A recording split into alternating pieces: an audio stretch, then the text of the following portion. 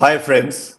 I am Dr. Vipin Mishra from Dubai, talking to you regarding my unique health program called Effortless Health, जिसमें कि उसकी summary ये है कि आपको कुछ नहीं करना है, सब अपने आप होता है और आपको सिर्फ 100 साल की लाइफ एंजॉय करनी है। ये इसकी समरी है, लेकिन इतना स्ट्रेट नहीं है। इसमें काफी कॉम्प्लिकेटेड है ये प्रोग्राम, तो हम समझाने की कोशिश कर रहे हैं आपको। तो इसका जो प्रैक्टिकल पार्ट है उसमें 15 पॉइंट है। उसका आज हम लोग 12वें पॉइंट की बात कर रहे हैं और वो 12वां पॉइंट है that you have to be self centred. Self centred का जो पॉइंट है, इसको अक्सर गलत समझा जाता है और इसको गलत समझने का कारण सिर्फ ये है कि इसके पीछे बहुत सारी प्रिजुडिसेस है, बड़े सारे पूर्वाग्रह हैं। और सेल्फ सेंटर्ड का मतलब होता है सेल्फिश। सेल्फिश का मतलब है जो अपने लिए काम करता है, और हमारे हिसाब से जो अपने लिए काम करता है वही आदमी सही आदमी है। बाकी सब फरेबी हैं और बाकी सब दुनिया को एक्सप्लॉइट करने वाले लोग हैं। लेकिन जो अपने लिए काम करता है वो एक सच्चा इंसान है। और हम आपको ये बता रहे हैं कि हर इंसान को अपने लिए ही काम करना चाहिए। और इसके लिए जो हिंदी का वर्ड है उसको बोलते हैं स्वार्थी। स्वार्थी शब्द जो है बहुत अच्छा शब्द है, और इसका मतलब होता है जो स्वयं का अर्थ जानना चाहता है। और स्वयं का अर्थ जानना चाहता है, जो अपने बिल्कुल कोर इनसाइड में पहुंचना चाहता है, उसको स्वार्थी कहते हैं। तो वो धीरे धीरे दुनिया से कट जाता है, विरक्त हो जाता है, समाज से अलग हो जाता है, और एक वक्त आता है जो अपने वो नाम और शरीर है उससे भी अलग हो जाता है। क्योंकि हमारा जो कोर है वो बहुत डीप इनसाइड है, which has got no connection and relationship with my name and my physical form. तो बहरहाल हम लोग इसको समझेंगे कि why to be self centred is important.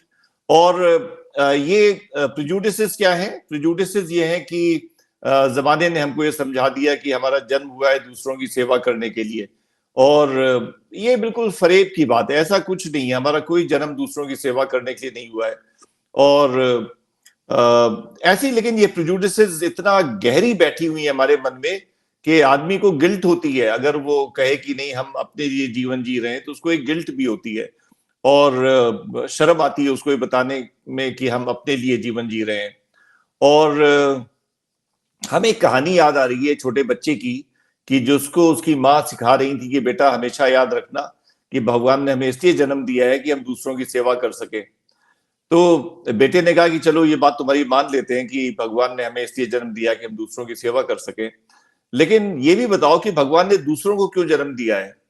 दूसरों को जन्म इसलिए दिया कि वो हमसे सेवा करवावें? तो उसने कहा ये तो बड़ा अजीब हो जाएगा कि वो पाप करें और हमको भगवान ने पुण्य करने के लिए बनाया है।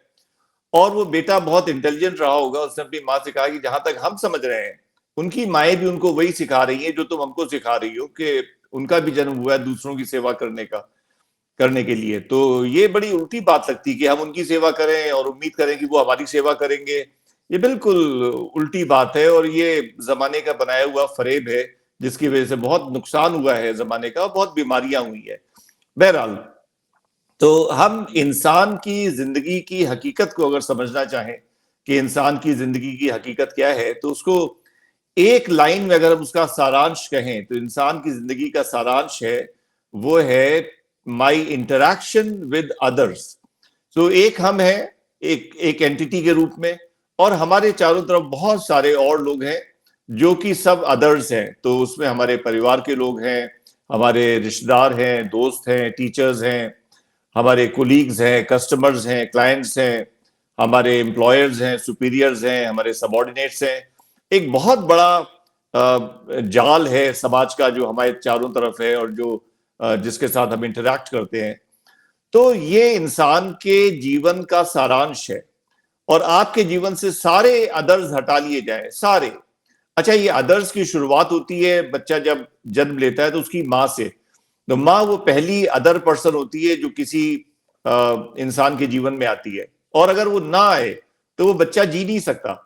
कभी कभी ऐसा होता है कि बच्चे को जन्म देते समय माँ की मृत्यु हो जाती है, कभी कभी ऐसा होता है, कॉम्प्लिकेटेड लेबर्स होते हैं, माँ को कोई बीमारी है उस वजह से प्रॉब्लम हो सकती है, और वो बच्चा फिर जी नहीं सकता, फिर किसी और औरत को उसकी माँ का रोल निभाना पड़ेगा तो वो बच्चा जी पाएगा। और फिर वो माँ उसको खाना देती है, दूध पिलाती है, सफाई करती है, कपड़े बदलती है, और ये सब करने में खुश भी होती है। उसका बहुत बड़ा एक प्लेजर होता है बच्चे की अपनी देख रेख करने का। और फिर पिता भी आ जाते हैं जीवन में, वो भी बड़े सारे काम करते हैं। फिर चाचा, मामा, बुआ, फूफा और ग्रैंड पेरेंट्स और फिर कजिन्स और भाई बहन सब लोग आ जाते हैं। तो वो सारे के सारे लोग मिलके उस इंसान को बनाते हैं। तो जितना इंटरेक्शन होता है तो उतना तुम्हारी प्रोसेसिंग हो रही है, उतना तुम तैयार हो रहे हो, तुम नए इंसान के रूप में बदल रहे हो। और एक किसी सेशन में हमसे किसी ने पूछा था, मोहित ने पूछा था कि अब हम लोग हॉलीडे पे नहीं जा पाते हैं, जबकि फैमिली कहती है हॉलीडे पे जाओ, और हमारा मन नहीं होता है तो उनकी सुनते हैं तो हमें स्ट्रेस होता है, अपनी सुने तो फिर प्रॉब्लम्स होती हैं, अपना कंफर्ट लेवल लूज होता है। तो हमने उसको बताया था कि तुम्हारी प्रोसेसिंग हो रही है, पूरा जीवन तुम्हारा जो है वो प्रोसेसिंग हो रही है, तुम दूसरे इंसान बन रहे हो, तुम अलग एंटिटी में रूपांतरित हो रहे हो हर दिन। तो ये जो सारे के सारे अदर्स हैं, ये तुमको दूसरे इंसान में बदल रहे हैं। और अगर तुम्हारा इरादा पक्का है और तुम्हारी आंखें खुली हुई हैं तो तुम हमेशा बेहतर इंसान बनते हुए चले जाते हो। और जब जीवन का अंत होता है तो तुम बिल्कुल एक हाईएस्ट लेवल ऑफ एग्जिस्टेंस पे अपने आप को पाते हो। तो हम लोग कभी बात करेंगे कि ये कैसे डिसाइड होता है कि हमारे जीवन में कौन आएगा और कौन नहीं आएगा, हम किसके साथ इंटरेक्ट करेंगे और किसके साथ नहीं इंटरेक्ट करेंगे। और हम लोग जब कर्म और कर्मफल की बात करेंगे, जब ये 15 पॉइंट्स पूरे हो जाएंगे, तब हम लोग इस बात को समझेंगे कि जितने भी अदर्स हमारे जीवन में हैं वो सब हमारा कर्म फल है। हमारे तरफ जो भी सच्चाई हमको अपने चारों तरफ दिखाई पड़ती है वो सब हमारा कर्म फल है। और उस कर्म फल के बीच में हमको अपनी बेस्ट परफॉर्मेंस देनी होती है। तो हमारा हक सिर्फ उस वहां तक है कि हमें क्या करना है। सिचुएशन तो दूसरे बनाते हैं, सिचुएशन दूसरे बनाते हैं, और फिर उस सिचुएशन में हमको क्या करना है, और वो हमारा भाग्य तय करता है कि हम उस सिचुएशन में क्या करते हैं। तो ऐसे समझो कि your whole life is your own manifestation. ऐसा नहीं है कि कोई दूसरा तुम्हारी जिंदगी को निर्धारित कर रहा है, तुम ही हो जो अपनी जिंदगी को पूरा तय कर रहे हो कि तुम्हारी जिंदगी में क्या होगा और क्या नहीं होगा। तो ऐसे समझो कि अगर हम किसी के साथ कोई काम कर रहे हैं, बिजनेस कर रहे हैं या कोई और काम कर रहे हैं, और हमारा उससे झगड़ा हो जाता है तो वो काम नहीं हो पाएगा। तो उससे हमारा झगड़ा नहीं हो, इसकी जिम्मेदारी किसकी है? इसकी जिम्मेदारी हमारी है। और अगर हम अपना बिहेवियर ठीक रखेंगे और हम अपना एटीट्यूड ठीक रखेंगे तो दोस्ती बढ़ेगी और रिलेशनशिप और स्ट्रांग होगी, काम और अच्छा होगा। तो हमारा सारा का सारा ध्यान केंद्रित होता है कि हमें क्या करना है और हमारा क्या रोल है, rather than contemplating and thinking about what others are doing, और वो सही कर रहे हैं कि गलत कर रहे हैं। नहीं, उनका कोई और रोल नहीं है, वो सिर्फ हमारे मैच्योरेशन के लिए है, हमारे एवोल्यूशन के लिए है। और ये जो अदर्स हैं हमारे जीवन में, ये हमको बारी बारी से हैप्पीनेस और सैडनेस देते हैं। और हमेशा ध्यान रखिए, ये हैप्पीनेस और सैडनेस सिर्फ आपके अपने लोग देंगे। कोई अनजान आदमी, कोई सड़क चलता आदमी आपको हैप्पीनेस और सैडनेस देने के लिए नहीं आएगा। और ये हैप्पीनेस और सैडनेस के बड़े सारे और वेरिएंट्स होते हैं। हैप्पीनेस का वेरिएंट हो सकता है सेटिस्फैक्शन और जॉय और एक्साइटमेंट, बड़े सारे इसके वेरिएंट्स हो सकते हैं। इसी तरह सैडनेस का वेरिएंट हो सकता है insecurity, frustration, stress, tension and anger.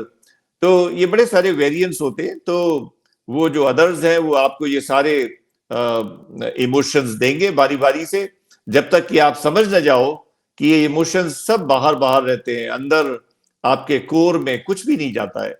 When you understand that, then you can definitely rise to that level of psychic reality where you are beyond emotions. तो इसको हम ऐसे समझें कि हमारे जीवन में दो तरीके के लोग होते हैं। एक वो लोग होते हैं जिनको हम कहते हैं कि ये हमारे फैमिली मेंबर्स हैं या फ्रेंड्स हैं, वेल विशर्स हैं, जो हमको मॉरल सपोर्ट देते हैं। और ये मॉरल सपोर्ट बहुत जरूरी है, क्योंकि इस क्रूएल वर्ल्ड में, जहां पर कि इतना कंपटीशन है, इतनी राइवलरी है, इतना एक्सप्लॉयटेशन है, और कोई परेशान नहीं है आपके लिए। हमारी डेथ हो जाए आज तो दुनिया वैसी चलती रहेगी, मालूम भी नहीं पड़ेगा, हमारा हॉस्पिटल किसी दूसरे डॉक्टर को एम्प्लॉय कर लेगा, और एक सेकंड के लिए भी कहीं कोई फर्क नहीं पड़ेगा। एक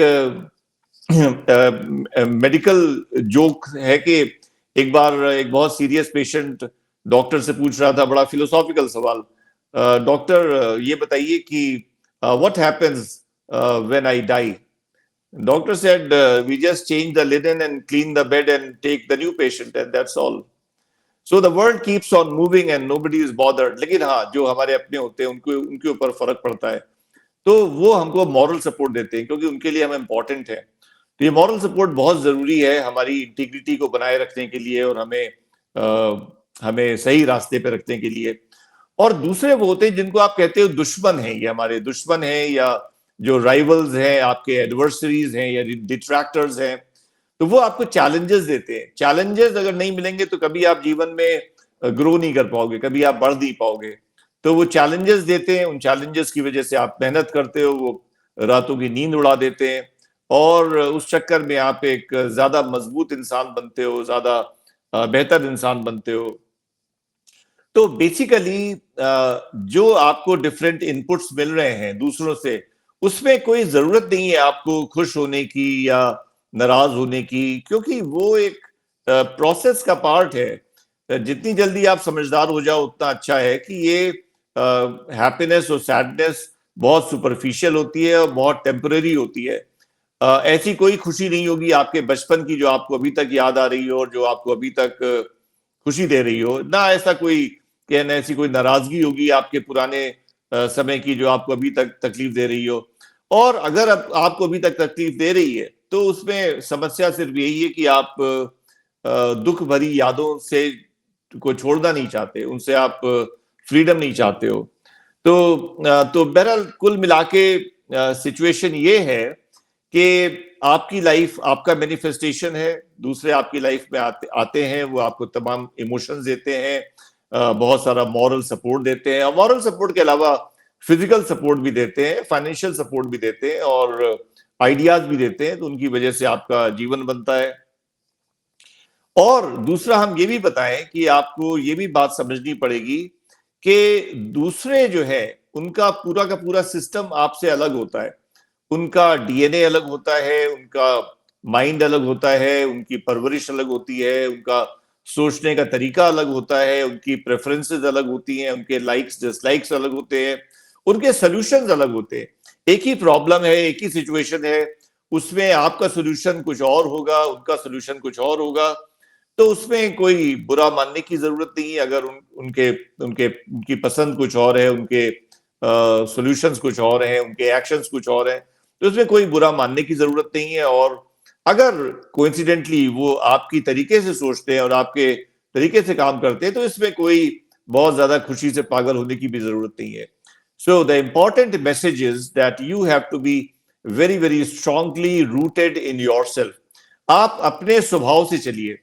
और आपको फिर एक बात बताएं कि भागवत गीता में जब भगवान कृष्ण ने कहा है कि स्वधर्म का पालन करो, तो स्वधर्म का पालन करने का मतलब ये नहीं था कि आप हिंदू धर्म का पालन करो या इस्लाम धर्म का पालन करो, नहीं, ऐसा कुछ नहीं था। हमने पिछली बार बताया था हमारे देश में धर्म का मतलब माना गया है ड्यूटी, वो एक सुपरफिशियल मतलब है, और डीपर लेवल पे धर्म का एक और मतलब होता है, धर्म का मतलब होता है स्वभाव। स्वभाव भी उसका भी मतलब वो है, धर्म है उसका वर्ड।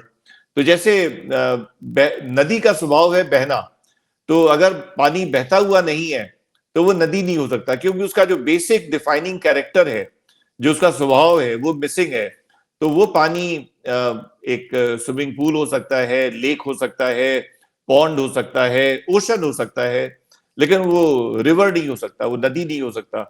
तो आपका एक बेसिक धर्म है, आपका एक बेसिक स्वभाव है, आप उस स्वभाव से अपना जीवन जियो।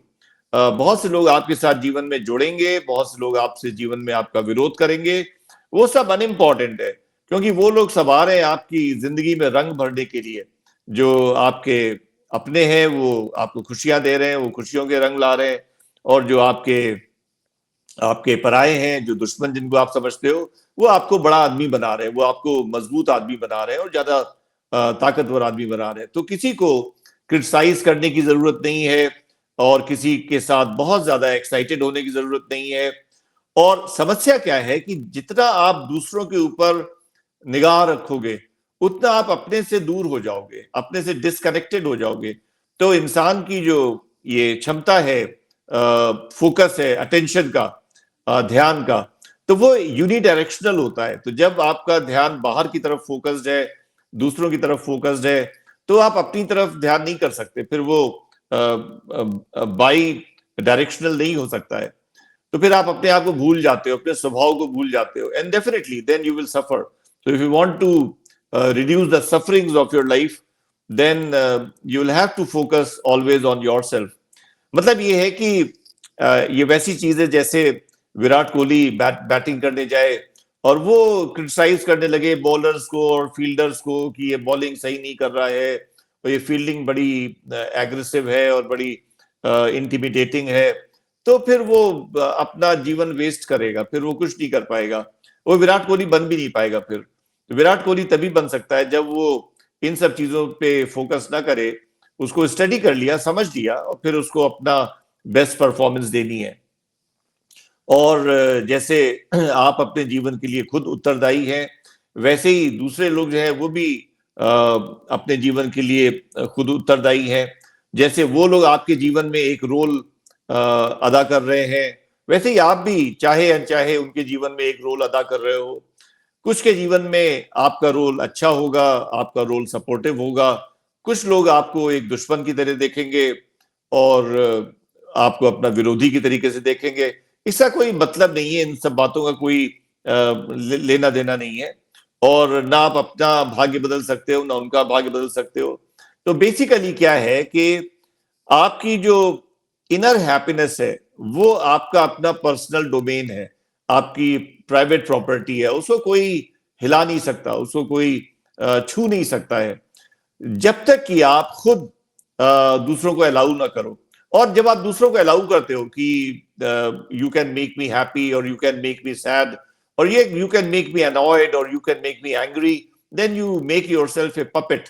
आप बिल्कुल एक कठपुतली की तरह हो जाते हो कि आप कहते हो कि हाँ भाई आओ, हम बैठे हुए हैं, हमको आओ नाराज कर दो आके, हमको आओ खुश कर दो आके, फिर वो मालिक बन जाता है, फिर दूसरा मालिक बन जाता है।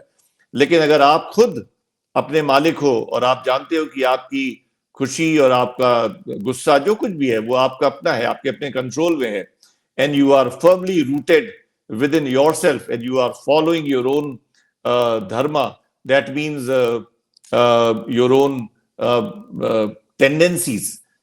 Tendencies and your own prakriti, इसको प्रकृति कहते हैं, आप अपनी प्रकृति से चल रहे हो, तो फिर हमेशा आपका एक ही जैसा साइकिक लेवल रहता है। तो उसको आप कह सकते हो कि वो हैप्पीनेस और सैडनेस के बीच का पॉइंट होता है। दूसरों के बारे में हम एक और बात बता दें कि अदर्स आर ऑलवेज राइट। दूसरों को कभी ये नहीं कहना चाहिए कि दूसरे गलत हैं, क्योंकि दूसरे गलत हैं इसको कहने से हमारा फायदा कुछ नहीं होता है और बल्कि नुकसान होता है। नुकसान दो तरीके से होता है। पहली तो चीज ये है कि हम अपनी तरफ से हमारा ध्यान हट जाता है और हम बिल्कुल डिसशेवल्ड हो जाते हैं। जब हमारा ध्यान अपने से हट गया फिर हम बिखर जाते हैं, फिर हम इंटीग्रेटेड नहीं रहते हैं। और दूसरी चीज ये है कि हमारा फिर मन बुराई को देखने में सक्षम हो जाता है। हमको जब दूसरे के अंदर बुराई दिखती है तो हमारी आंखों में वो बुराई का कलर चढ़ जाता है, फिर हमको हमारी आंखें फिर बुराई देखने के लिए हमेशा तैयार रहेंगी और हमेशा हमको बुराई दिखेगी। बुराई होती नहीं है इस दुनिया में, कहीं कोई बुराई है नहीं, बस बुराई हमारी आंखें क्रिएट करती हैं। जैसे सुंदरता के बारे में भी कहा जाता है कि all the beauty lies in the eyes of the beholder, तो वैसे ही सारी बुराई भी देखने वाले की आंखों में होती है। और अगर थोड़ी सी डीपर लेवल का डिस्कशन करा जाए, थोड़ी सी धार्मिक बात करी जाए, तो दूसरे जो है वो परमात्मा के भेजे हुए मैसेंजर्स हैं हमारी जिंदगी में, जो आते हैं हमारी जिंदगी में रंग भरने के लिए और हमको चेंज करने के लिए, हमको इवॉल्व करने के लिए। तो हमारा जो आज का ये टॉपिक है बी सेल्फ सेंटर्ड, इसका समरी पॉइंट ये है कि ब्लेम गेम नहीं होना चाहिए कि आप दूसरों के ऊपर उंगली उठाओ कि उन्होंने हमारा जीवन खराब कर दिया, उन्होंने ये कर दिया। नहीं, हमारा अगर दूसरे ने हमारा जीवन खराब कर दिया तो हम उसी के लायक थे, फिर हमारा कोई और लेवल नहीं था। अगर दूसरों की इतनी बड़ी हैसियत हम बना दें कि वो हमारा जीवन खराब कर सकते हैं तो ठीक है, फिर वो खराब होना भी चाहिए। तो हमारा सबरी पॉइंट ये है आज का कि I am the decider of my own destiny, so I will not involve my self in any blame game कि हम दूसरों के ऊपर उंगलियां उठाएं। और हमेशा हमारा एक ही वो रहेगा उद्देश्य कि हम को किसी भी गिवन सिचुएशन में, किसी भी गिवन सिचुएशन में सिर्फ एक बात हमको देखनी है कि हमारा काम क्या है, हमारी रिस्पॉन्सिबिलिटी क्या है, हमारा धर्म क्या है और हमें क्या करना है। सिर्फ इस तरफ हमारा ध्यान रहेगा। तो जावेद और नजफ, हम अपनी बात को यहीं पर खत्म कर रहे हैं। सर मेरा भी एक क्वेश्चन है। यस। मुझे हमेशा ऐसा लगता है कि बीच बीच में ऐसा फील होता है कि हमें अपने ऊपर फोकस करना चाहिए, और जितनी आपकी बात है वो मुझे बिल्कुल अच्छे से समझ में आती है। लेकिन थोड़ी सी सिचुएशन क्या होता है, ज़रा सा ही हम लोग कोई भी हो, मतलब मेरे फ्रेंड्स के साथ भी ऐसा होता है, अगर हम थोड़ा सा भी बर्डन फील करते हैं, एक दो काम एक्स्ट्रा हो गए, तो बस सेल्फ सेंटर्ड वाला सारा जो आइडिया होता है वो एकदम बिखर जाता है। और फिर वो उसी पॉइंट पे चले जाते हैं जिसमें पहले पॉइंट पे थे, और थॉटफुलनेस भी चेंज हो जाती है, और जो रूटीन है और जो हम करना चाहते हैं ना, लाइक फ्लो, वो पूरा फ्लो जो है वो डिस्टर्ब हो जाता है। तो फिर क्या बिल्कुल करना बिल्कुल चाहिए? बिल्कुल बिल्कुल, हम बिल्कुल आपकी बात समझ गए। और नजफ, हम तुमसे सिर्फ ये कहेंगे कि अभी हम लोग का एक पॉइंट आएगा, शायद नेक्स्ट पॉइंट है वो वाला, मैनेज द माइंड। हम लोग का एक पॉइंट है, हम लोग तब उसको डिस्कस करेंगे कि हम लोग अपने माइंड को कैसे डायरेक्शन दे सकते हैं। लेकिन ये प्रैक्टिस की बात है, ये टोटल प्रैक्टिस की बात है। तुमको बार बार ये ध्यान रखना पड़ेगा, तुमको बार बार ये ध्यान रखना पड़ेगा कि देखो आज फिर गलती हो गई, और उस एहसास से कि आज फिर गलती हो गई तुम बदलोगी, 100% बदलोगी। और जो ये दूसरे लोग हैं जो तुम्हें तकलीफ देते हैं, तुम्हारे रिजॉल्व को खत्म कर देते हैं, तुम्हें नाराज कर देते हैं या तुम्हें तुम्हारा मूड ऑफ कर देते हैं, वो लोग बहुत जरूरी हैं, बहुत जरूरी हैं तुम्हारे व्यक्तित्व के निर्माण के लिए, तुम्हारे एवोल्यूशन के लिए। हमको एक साधु की कहानी ध्यान आती है। वो जो था ये समझता था कि उसका सबसे बड़ा दुश्मन उसका गुस्सा है, उसका क्रोध। तो जहां कोई आदमी उसके कुछ साथ कुछ ऐसी बात कर देता था जो उसको पसंद नहीं होती थी, तो बहुत ज्यादा उसको गुस्सा आ जाता था। तो उसको ये था कि कैसे हम अपने गुस्से पे काबू पाएं। और उसको कुछ समझ में नहीं आया, तो किसी ने कहा कि तुम हिमालय चले जाओ, वहां पर हिमालय में रहो गुफा के अंदर, तो वहां फिर किसी से लड़ाई झगड़ा तो होगा नहीं, तुम्हारा क्रोध धीरे धीरे चला जाएगा। उसको बात समझ में आ गई और वो चला गया वहां पे हिमालय में। तो हिमालय में कोई आदमी आता नहीं था, अब झगड़ा भी किससे होगा। चिड़िया आती थी, कुछ गिलहरी खरगोश वगैरह आ जाते थे, तो उनसे झगड़ा करने का कोई सवाल नहीं था। और वहीं पे अपने फल वल खा के वो अपना जिंदा रहता था। और करते करते उसने वहां पे 30 साल बिता दिए। और 30 साल बिताने के बाद उसको समझ में आ गया कि वो भूल ही गया कि क्रोध जैसी कोई चीज भी होती है। वो बिल्कुल क्रोध के पार आ गया। और तब उसको लगा कि हम तो वापस जा सकते हैं अपने गांव में। और वो पहाड़ से नीचे उतरा, और जैसे ही वो अपने गांव में जाने वाली बस की लाइन में लगा था, एक आदमी बहुत जल्दी में था, उसके साथ परिवार था, बच्चे उच्चे थे, तो वो जल्दी अंदर जाने की कोशिश कर रहा था। तो उसके छाते की जो कील होती है नीचे की, वो उसके पैर में लग गई, उसकी थाइज में चुभ गई, और एकदम से उसका क्रोध जाग गया। और वो गालियां देने लगा और लड़ाई लड़ने लगा उससे। और फिर उसको समझ में आया कि ये सारी की सारी 30 साल की तपस्या हमारी बेकार गई, क्योंकि हम बहकावे में आ गए थे। और हमको लगने लगा था कि हमारा क्रोध चला गया है, जबकि वो क्रोध गया कहीं नहीं था, वो था अंदर ही, लेकिन कोई उसको बाहर निकालने वाला नहीं था। तो ये जो तुम्हारे चारों तरफ लोग हैं जो तुम्हारे एंगर को बाहर निकालते हैं, जो तुम्हारे फ्रस्ट्रेशन को बाहर निकालते हैं, जो तुम्हारी पीस ऑफ माइंड को डिस्टर्ब करते हैं, ये बहुत जरूरी है। यही बता रहे हैं कि तुम्हारे अंदर की हकीकत क्या है। बात ये नहीं है कि सारे लोग हमारे जैसा सोचने लगे और हमारी जैसी जिंदगी जीने लगे। और ऐसा तो कभी नहीं होगा, कभी ऐसा नहीं होगा। लेकिन अगर हमारे अंदर की पूरी की पूरी दुनिया बदल जाए, तो फिर हमें बाहर की चीजों का इफेक्ट नहीं पड़ेगा। और नजफ, हम एक और कहानी तुमको सुना दें, वो ओशो की कहानी है और हमको बहुत पसंद है।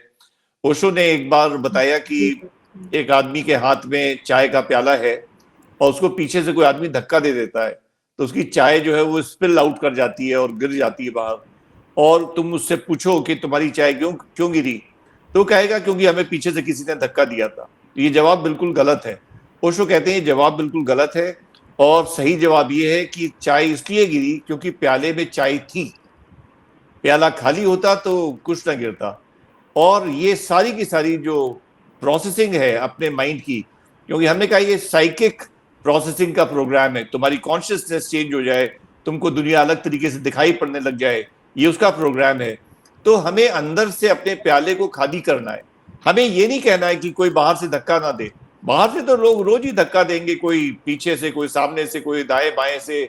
वो तो समाज बना ही ऐसा हुआ है कि चारों तरफ से कोई ना कोई सपोर्ट करेगा, कोई आपको धोखा देगा, कोई आपसे झगड़ा करेगा, कोई आपको परेशान करेगा। पूरा समाज ऐसे ही बना हुआ है।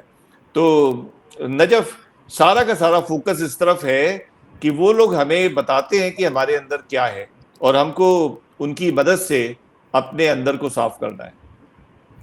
Thank you sir. और कोई सवाल? नहीं sir, I think we are good for now.